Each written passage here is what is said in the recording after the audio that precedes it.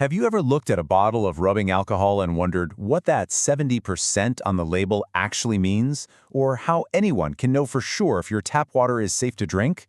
Well, it all boils down to one single fundamental concept: solution concentration. Today, we're going to demystify this hidden language that shapes pretty much everything, from the juice you drink in the morning to the medicines that can save our lives.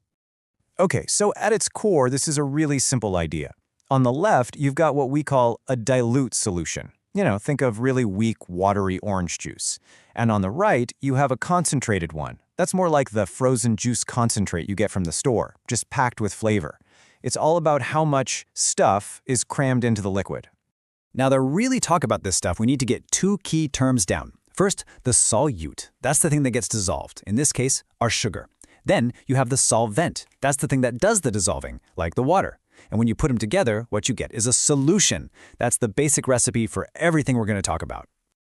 All right, so you don't need a lab coat for this first part. In fact, I guarantee you've been dealing with concentration your whole life, usually measured in simple percentages that you see on product labels every single day. First up is something called mass percent. This is the go-to when you're mixing things by their weight. It's simple. You just take the mass of your solute, let's say salt, divide it by the total mass of the final solution, and then you multiply that number by 100 to get your percentage. Let's actually see it in action, right? So in this saline solution, we've got 36.5 grams of salt, and the total mass of the whole thing is 355 grams. We just do the math. Divide the part by the whole, multiply by 100, and there it is. 10.3% concentration by mass. See? Pretty straightforward. So that's great for solids. But what happens when you're mixing two liquids together, like alcohol and water? Well, for that, we use volume percent. It's basically the exact same idea, but instead of weight, we're comparing the volume of the liquid solute to the total volume of the solution. And here's a perfect example, probably sitting in your bathroom cabinet right now. That big 70% on a bottle of rubbing alcohol, it means that 70% of the liquid in that bottle is pure isopropanol. The other 30% is mostly water. So if you had a 100 milliliter bottle, 70 of those milliliters would be the active ingredient. Now, percentages are fantastic for general use, but the moment you step into a chemistry lab, you need a lot more precision. Scientists don't just need to know the weight or the volume, they need to know the exact number of molecules they're dealing with. So why this extra layer of complexity? Why moles? Well, it's because chemical reactions are basically a dance between individual molecules. A reaction doesn't care about grams or milliliters, it only cares about how many partners are on that dance floor.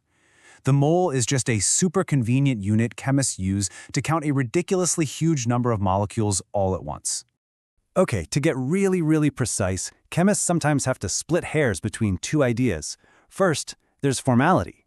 Think of that as what you put into the beaker, the total amount of stuff you added. But then there's molarity, which is what's actually swimming around in the solution after that stuff might have broken apart into different pieces or ions. And here's why that little difference matters so much. Let's say you add 0.1 moles of calcium chloride to a liter of water.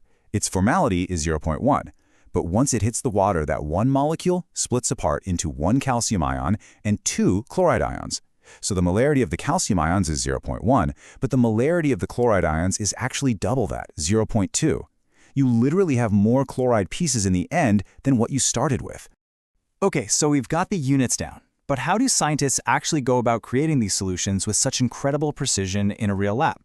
Well, it generally happens in one of two ways. The first method is building a solution right from scratch. This involves carefully weighing out a very precise amount of a solid chemical, dissolving it, and then pouring it into a special piece of glassware called a volumetric flask. Then you add the solvent right up to a tiny calibration mark on the neck for a perfect measurement. But honestly, the second method is way more common. It's called dilution. Instead of weighing out a solid every single time, labs keep these highly concentrated stock solutions on the shelf. Then you just take a small, precise amount of that stock and add more solvent to it to get whatever new, lower concentration you need. It's much faster. And to do those dilutions accurately, every single time, chemists rely on this beautifully simple but incredibly powerful equation. M1V1 equals M2V2. This little formula is the absolute key to figuring out exactly how to dilute a solution. It connects your starting concentration and volume to your final ones.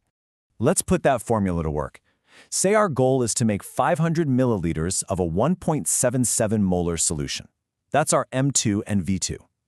The super concentrated stock solution we have is 18.0 molar. That's our M1. So we just plug all those numbers into the equation and solve for V1. And the math tells us we need to measure out exactly 49.2 milliliters of our stock solution to make our final product. Perfect. So, we've gone from kitchen percentages all the way to the precision of a chemistry lab. But what happens when you need to measure something so dilute that it's practically invisible? For that, we need to bring out some even more specialized units. Welcome to the world of parts per million and parts per billion. To give you some perspective, 1 ppm is like one single drop of ink in a large kitchen sink full of water. And 1 ppb, that's like one drop of ink in an entire Olympic-sized swimming pool. These units are absolutely essential for tracking things like pollutants, where even a microscopic amount can be a huge deal.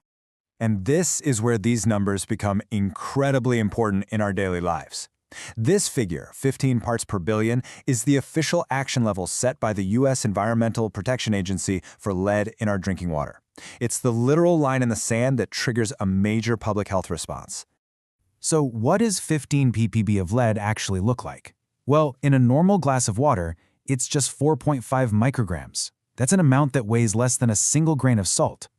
It's a stunningly small number, but that's the threshold where that water is officially considered unsafe to drink. So, let's wrap this all up. We've got percentages, both mass and volume, for all the everyday mixers in our kitchens and medicine cabinets. We have molarity for when we need absolute precision in a lab.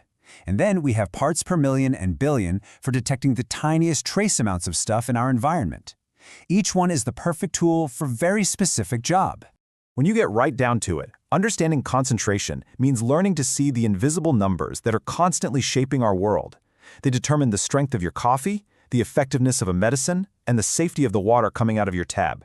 It's this hidden language that, once you learn to speak it, reveals how so much of our world actually works.